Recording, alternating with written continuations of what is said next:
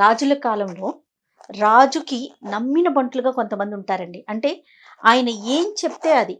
చనిపోండి అంటే చనిపోవటం. అంటే ఆ స్టేజ్‌కి కూడా వెళ్ళిపోవడం. అంటే ప్రాణత్యాగానికి కూడా సిద్ధపడేవారు ఉంటారు కదా! హ్మ్. అలాంటి వారి సంగతి అంటే అలాంటి వాటికి సంబంధించిన స్టోరీస్ ఏమైనా ఉన్నాయా? బోలెడు. అవునా?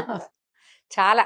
మనకి తర్వాత కాలంలో కూడా శివాజీకి నమ్మిన బంటని, తర్వాతేమో రాణా ప్రతాప్‌కి నమ్మిన మన చరిత్రలో కూడా ఉన్నారు జయ అట్లాంటి వాళ్ళు. ముకుందా జ్యువెలర్స్ తెలంగాణలో మొట్టమొదటి ఫ్యాక్టరీ అవుట్లెట్ మన కొత్తపేటలో ఫిబ్రవరి 14న గొప్ప శుభారంభం. నమ్మిన బంటుగా ఉండి రాజునే సేవించి అతని కోసం ప్రాణత్యాగానికైనా వెనుదీయని వెనకాల ఉండే శూరులు ఎంతమందో మనకు చరిత్రలో కూడా చాలా మంది కనిపిస్తారు.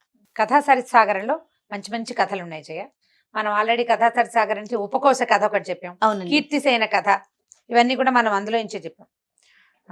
విక్రమ భోజుడు అని ఒక రాజు ఉండేవాడట. హుహు.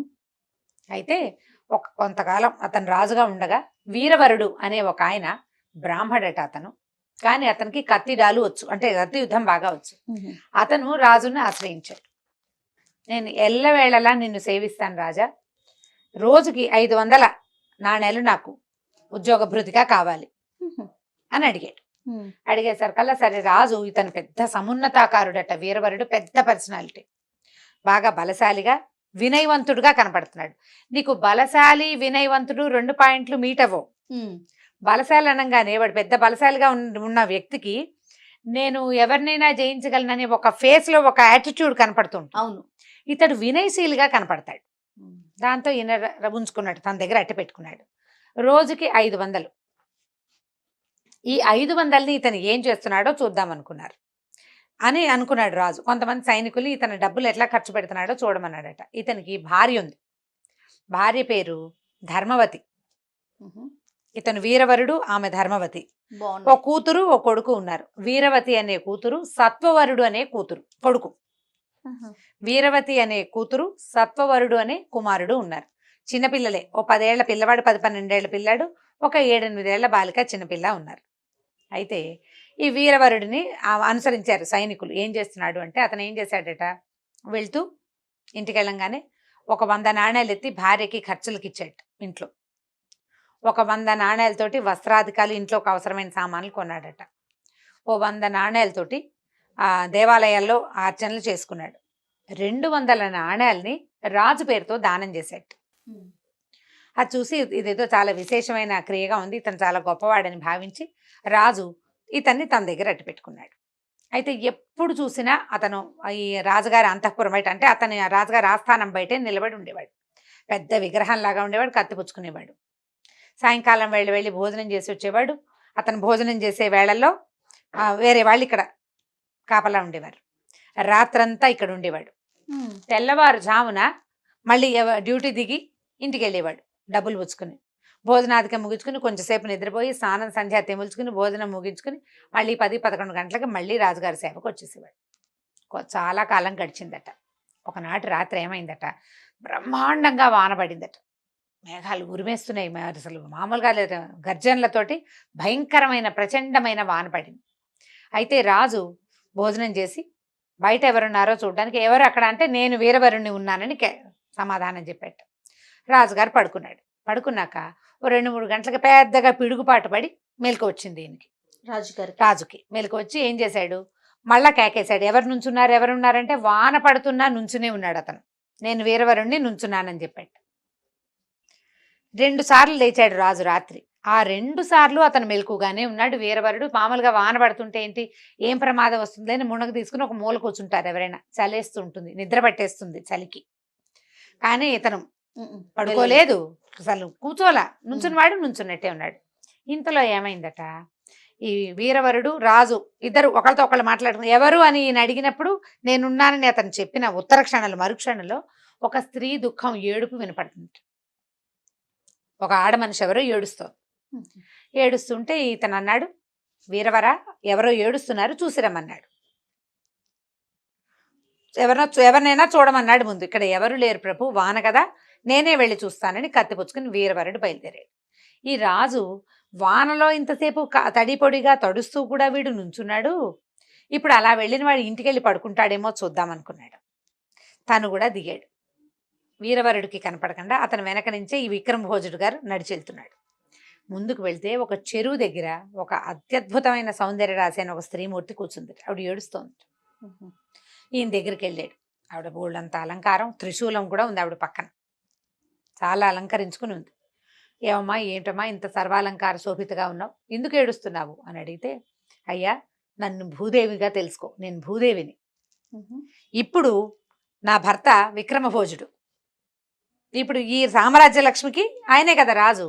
ఎవరైతే రాజో వాడే భూభర్త, భూమికి భర్త ఆ ప్రాంతానికి. నా భర్తకి 3 రోజుల్లో మరణం ఉందయ్యా, ఇంత చక్కటి భర్త మళ్ళీ లభిస్తాడో లభించడో అని దుఃఖిస్తున్నాను అని చెప్పేసరికి ఈయన అన్నాడు, అయ్యో అదేమిటమ్మా, రాజుకు మరణం ఏమిటి, ఆయన పూర్ణ ఆయుష్కుడుగా ఉండాలి, ఆయన చాలా ఆరోగ్యవంతుడు, ఏ ప్రమాదము లేదు, ఏ శత్రువుల దగ్గర నుంచి ఏ రాకడా లేదు, ఆయన పిన్న వయస్కుడు, పెద్దవాడు కాదు, మరణించడానికి వృద్ధాప్యమో అనారోగ్యమో ప్రమాదమో లేకపోతే యుద్ధమో ఉండాలి, ఏవీ లేవు ఇక్కడ ఏం లేవు, ఏమి జరగదమ్మా అట్లా అంటే, కాదు నాకు తెలుసు, నాకు ముందే తెలుస్తాయి, నేను భూదేవిని, దైవాంశ సంభూతని నాకు తెలుసు, 3 రోజుల్లోనే ఇతనికి మరణం ఉంది, అందుకని దుఃఖిస్తున్నాను. ఇతని కుమారుడు రాజైనా అతను విక్రమభోజుడు అంత సమర్థుడు కాకపోవచ్చు, వాడు ఎప్పటికి పెద్దవాడు అవ్వాలి, ఎప్పటికి సమర్థుడు అవ్వాలి, అంతకాలం నేను అనాథగా అయిపోతాను భూమిని నేను అంతే అనేసరికల్లా వీరవరుడు బాగా అడిగాడామని, అమ్మా అలా కాదు, ఈ ప్రమాదం నుంచి తప్పించుకోవడానికి ఏదైనా ఒక పరిష్కారం ఉంటే చెప్పు, ఏదో ఒక పరిష్కారం అంటే, పరిష్కారం ఉంది నాయనా, నన్నెవరు చూసి నన్ను ప్రశ్నిస్తారో వాడి కుమారుణ్ణి గనక బలిస్తే రాజు బతుకుతాడు, నువ్వు వచ్చావు నన్ను అడిగావు, నీ కొడుకుని బలిస్తావా రాజు కోసం, ఇంతేనా అన్నాడు. ఇంతేనా, పిల్లాన్ని బలివ్వటం ఏం కష్టమమ్మా, రాజు శతవిధాల బతికి ఉండవలసిన వాడు, శతవసంతాలు బతికుండాలి, రాజు బతికితే రాజ్యం బతుకుతుంది, రాజ్యం సుభిక్షంగా ఉంటుంది, రాజు కోసం నా కొడుకేమిటి, నన్ను ఏం చచ్చిపోమన్నా చచ్చిపోతాను అంటే, అయితే తెల్లవారుజాము లోపల అంటే ఇప్పుడు అర్ధరాత్రి అంటే 3 గంటలు అలా అయింది, తెల్లవారే లోపల ఈ నగరానికంటే ఇప్పుడు రాజుగారి కోటకి కుడివైపుకుని చెరువు దగ్గర ఇవిడు కూర్చుంది, ఎడం వైపున ఒక చండికాలయం ఉంది, ఆ చండి ఆలయంలో నీ కుమారుణ్ణి తీసుకెళ్లి బలి ఇచ్చేసి రాజుకు ప్రమాదం తప్పిపోతుంది అని చెప్పి ఈయన ఏం చేశాడు, రాజుగారు నిర్ఘాంతపోయాడు, వెనకాల నుంచున్నాడా, మొత్తం వింటున్నారు. అయ్యో ఇదేమిటి, ఈవిడ భూదేవి ఏమిటి, పిల్లాన్ని చంపేయమని చెప్పటం ఏమిటి, ఇతను ఒప్పుకోవటం ఏమిటి, ఒప్పుకున్నాడు. ఆయనకు రోమాంచం, శరీరం అంతా నుంచుంటుంది అనమాట, ఏమంటారు హెయిర్ ఎరెక్ట్ అయిపోయింది, భయానికి ఆశ్చర్యానికి అన్ని విధాల రకరకాల భావాలు కలుగుతున్నాయి. అయితే ఇంటికి వెళ్ళాక వీరవరుడి ఆలోచన మారుతుందేమో చూడాలి, భార్య ఒప్పుకోవద్దు, పిల్లాడు ఒప్పుకోవద్దు, అందుకని సరే ఇతను ఏం చేశాడు, వీరవరుడు అమ్మా నువ్వు ధైర్యంగా ఉండు, నువ్వు చెప్పిన పని చేస్తానని గబగబా ఇంటి వైపుకి నడవటం మొదలుపెట్టాడు. రాజుగారు కూడా మెల్లిగా దాంకుంటూ వెనకాల వెళ్ళాడు. ఇతను ఇంటికి వెళ్ళి తలుపు తీశాడు, తీయంగానే భార్య బయటకు వచ్చింది. ఈ టైంలో వచ్చారేమిటి, ఇంత వానలో తడుస్తూ ఎందుకు వచ్చారు, రాజు క్షేమంగా ఉన్నాడు కదా అని అడిగింది. అడిగేసరికల్లా రాజుకు క్షేమమే, రాజు క్షేమం కావాలంటే కుమారుణ్ణి బలివ్వమని భూదేవి ఆజ్ఞ, ఏమంటావన్నాడు. అనేందుకేముంది, బలివ్వటమే అని చెప్పిందట భార్య. మన కుమారుడి కంటే రాజు గొప్పవాడు కదా, రాజు ముఖ్యం, అతను ఉంటే ఎంతమంది కుమారులను రక్షిస్తాడు అని చెప్పి పిల్లాడు నిద్రపోతున్నాడని నిద్ర లేపింది. నిద్ర లేపితే ఈయన అడిగాడు, సత్వవరా నిన్ను బలివ్వాలి, రాజు క్షేమం కోసం నిన్ను బలివ్వమని భగవంతుడు ఆజ్ఞ అంటే, తప్పకుండా తండ్రి వెళ్దామన్నట్టు. 11-12 సంవత్సరాల పిల్లాడు తీసుకుని బయలుదేరాడు. పిల్లాడిని ఏం చేశాడు, ఆయన చాలా సంతోషించి, నాలాంటి రాజభక్తి నీకు కూడా ఉన్నందుకు నేను చాలా సంతోషిస్తున్నాను, ఇంత చక్కని కుమారుడిని భగవంతుడు నాకు ఇచ్చినందుకు నా జన్మ ధన్యం అయిపోయిందని పిల్లాడిని ఎత్తుకుని భుజం మీద కూర్చోబెట్టుకున్నాడట. వానలో నడుచుకుంటూ వెళ్ళాడు. ఈయన భార్య అయిన ధర్మవతి, కుమార్తె 7-8 సంవత్సరాలున్న వీరవతి కూడా వాళ్ళని అనుసరించారు, చండికాలయానికి వెళ్ళిపోయారు. రాజుగారు అక్కడ చూసిన సీన్కే నిర్ఘాంతపోయి ఇక్కడికి వచ్చాక ఇంకా తెల్లబోయాడు. ఇదేమిటి, భార్యకి భార్య పిల్లాడిని బలిచ్చేయమంటుంది, పిల్లాడు 12 ఏళ్ళ వాడు అమ్మో అనకుండా బలికి తయారైపోయాడు. అసలు వాడికి బలి అంటే తెలుసా, ఏం జరగబోతోందో వాళ్ళకి అర్థమవుతోందో లేదో ఈయనకి అర్థం కాలేదు రాజుకి. సరే బయలుదేరారు. ఈయన కూడా వాళ్ళ వెనకాల పడి నడవటం మొదలుపెట్టాడు. చండికాలయానికి చేరారు. తెల్లవారుజాము అవుతోంది. అక్కడి నుంచి చుక్కలు మెల్లిమెల్లిగా, వర్షం పడుతోంది కదా, ఏం కనిపించట్లేదు కానీ కొంచెం ఆకాశం తెల్లబడుతున్న సూచనలు వస్తున్నాయి. సరే వీళ్ళు వెళ్తే చండికాలయంలో దీపారాధనలు అవి వెలుగుతున్నాయి. పెద్ద భీకరాకారంతో నుంచునుంది చండిక, అమ్మవారు. అమ్మవారు చండి. ఈ చండి అంటే సాత్విక రూపం కాదు, ఆ, ఉగ్ర రూపమే ఉంటుంది. ఈయన నమస్కారం చేశాడమ్మా, నా రాజు శతవసంతాలు ఆయురారోగ్యాలతో విలసిల్లుతూ ఉండాలని కోరికతోటి భూదేవి ఆజ్ఞతోటి ఉమ్, నా కుమారుడైన సత్వవరుణ్ణి నీకు బలిస్తున్నాను అని చెప్పి కత్తి తీసి కాకా మనకు పిల్లవాడి తల నరికేశాడు. పడిపోయాడు కింద. గంటలు గణ గణ గణ గణ మోగుతున్నాయట. చిన్న చిన్నగా ఉన్న దీపాలన్నీ హెచ్చుగా ఉజ్వలంగా వెలుగుతున్నాయి. ఈ చిన్న పిల్ల ఉంది, 8 ఏళ్ల పిల్ల.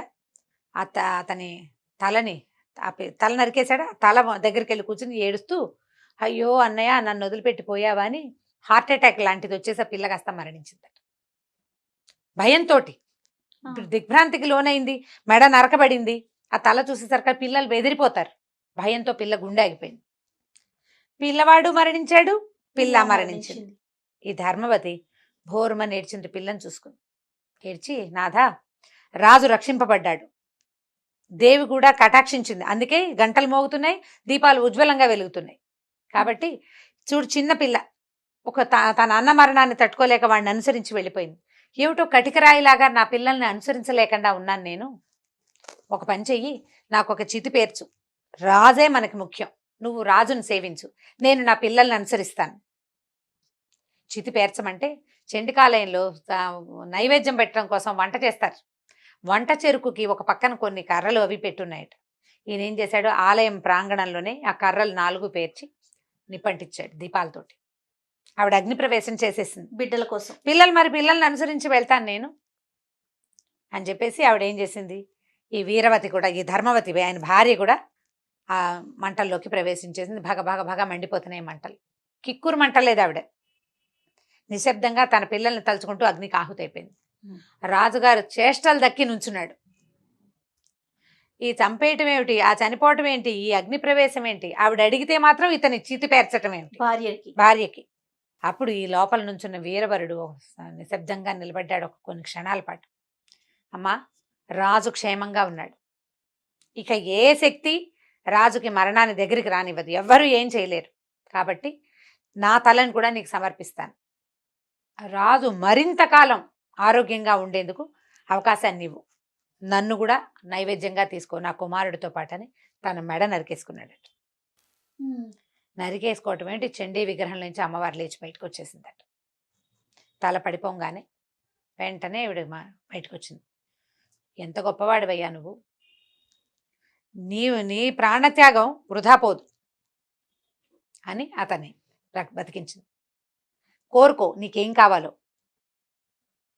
నీలాంటి వాడిని చాలా తక్కువగా కనిపిస్తారు ఇట్లాంటి వ్యక్తులు. నీకు ఏది కావాలంటే అది ఇస్తాను అంటే, నా రాజు పూర్తిగా క్షేమంగా ఉన్నాడన్న మాట ఇవ్వు నాకు.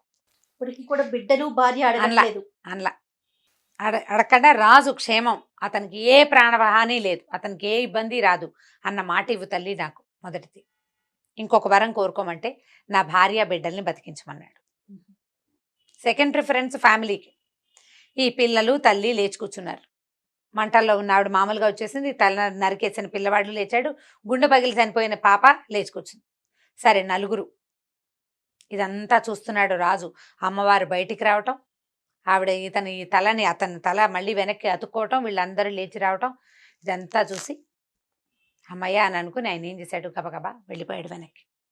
ఈయన భార్యని పిల్లల్ని ఇంటి దగ్గర దింపి మళ్ళీ వచ్చేసాడు అంతఃపురం దగ్గరికి. రాజుగారు పైకి వెళ్ళాడు, కొంచెం రిలాక్స్గా 10 నిమిషాలు కూర్చుని, ఎవర్రా అక్కడ అని పిలిచాడు. నేను వీరవరుణ్ణి ఇక్కడే ఉన్నాను ప్రభు అని గొంతు వినిపించింది.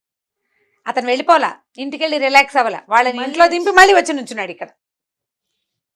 మర్నాడు పొద్దున సభాముఖంగా నిన్న రాత్రి ఏం జరిగిందో, తెల్లవారుజామున రాత్రి ఏం జరిగింది, తెల్లవారుజామున ఏం జరిగింది మొత్తం వీరవరుడు స్వయంగా వింటుండగానే రాజుగారు చెప్పాడట సభాసదులకి. నేనింత ధన్యుడిగా ఉన్నాను అంటే, నేనింత అత్యద్భుతమైన రాజుగా ఉన్నాను అంటే ఇలాంటి వాళ్ళు సేవించడం వల్ల. ఇటువంటి సేవకుడికి రాజుగా ఉండటమే నా తాలూకు అదృష్టంగా భావిస్తున్నానని సభాముఖంగా పెద్ద ఘోషణ చేసి, ఈ సత్వవరుడి పిల్లవాడు ఎవరైతే బలికి సిద్ధమయ్యాడో అతన్ని ఒక పెద్ద మండలానికి రాజును చేశాడట. చేసి తండ్రిని అతన్ని చూసుకుంటూ అతని దగ్గరే ఉండమని ఈ వీరవరుణ్ణి కూడా ఆ మండలానికి పంపించేశాడు. ఆ తర్వాత ఇలాంటి వాళ్ళు చాలా మంది వచ్చారు. అంటే రాజుని ఇంత విపరీతంగా సేవించడం అనే గుణాన్ని పెంపొందించాడు ఈ వీరవరుడు. మన పురాణ గాథల్లో, తర్వాత జానపద గాథల్లో, మన చరిత్రలో కూడా ఈ రాజుని ఇతోధికంగా సేవించిన వాళ్ళు ఎంతమందో కనపడతారు. ఇప్పుడు బాగా ఫేమస్ అయిన బాహుబలిలో కూడా మనం కట్టప్పని అట్లాంటి క్యారెక్టర్ గానే చూస్తాం. అవునండి. ఈ కట్టప్ప క్యారెక్టర్ కొత్తగా సృష్టించబడింది కాదు. ఇంత అచంచలమైన భక్తితోటి రాజుని సేవించే వాళ్ళు మనకి ముందు తరాల్లో చాలా మంది ఉన్నారు. పురాణ గాథల్లోనూ ఉన్నారు, తర్వాత రాజుల కథల్లో, కల్హణ రాజతరంగిణిలో కూడా ఎంతమందో ఇలాంటి వాళ్ళు కనిపిస్తారు. వీళ్ళు వెంబడి ఇంకొక 2-3 కథలు చెప్పుకుందాం. ఇది వినడానికి విచిత్రంగా విపరీతంగా అనిపించినప్పటికీ ఇంత ఎగ్జాజరేషన్ లేకపోయినా ఎంతో కొంత ఎగ్జాజరేషన్తో ఖచ్చితంగా జరిగినాయి. మనం ఇప్పుడు ఝాన్సీ లక్ష్మీబాయి గురించి చెప్పుకుంటాం. తాంతియా తోపే అతను విపరీతంగా సేవించాడు. అసలు ఝాన్సీ కోసమే ప్రాణాలు వదిలిపెట్టారు. మనం రాజ్యం కోసం ప్రాణాలు వదిలిపెట్టిన వాళ్ళని చూసాం. రాజు కోసం ప్రాణాలు వదిలిపెట్టిన వాళ్ళని కూడా చరిత్ర చూసింది. చాలా ప్రత్యేకమైన సంగతులే మనం చెప్పుకుంటుంటే వ్యక్తుల పేర్లు కూడా మనం హిస్టరీ నుంచి తీసుకుని చెప్పగలుగుతాం. చెప్దాం కొన్ని కథలు ఇట్లాంటివి. అట్లానే నమ్మకం. అంటే కొంచెం ఇంట్రెస్టింగ్ అనిపిస్తుంది. పిల్లలకి కూడా ఒక ఆలోచన క్రియేట్ చేస్తుంది. అంటే మనం నమ్మకంగా ఉంటే ఈ విధంగా చేయాలి. అదే మనల్ని నమ్మిన వారికి మనం అంటే దేశానికి ఉపయోగపడే వారికి. అదే ఇప్పుడు అంతే కదా దేశానికి అమ్మగారు? దేశం మీద ప్రీతి. ఆ, మనం ఒక సంస్థలో పనిచేస్తుంటే దాని పట్ల లాయల్ గా ఉండటం, yes. సంస్థ పట్ల లాయల్ గా ఉండాలి కదా. ఆ విధానాన్ని అది మన భారతీయ పరిధి వరకు. మన పరిధి వరకు భారతీయ విధానంలోనే ఉంది. అది రాజుని మితోధికంగా సేవించడం అనేది మన దగ్గర ఉన్నది పాత పద్ధతి. దాన్ని మనం ముందుకు సాగదీయాలంటే మనం చెప్తూ ఉండాలి కదా, ముందుకు ఖచ్చితంగా. సాగించాలంటే. చాలా బాగుంది రమ్య గారు.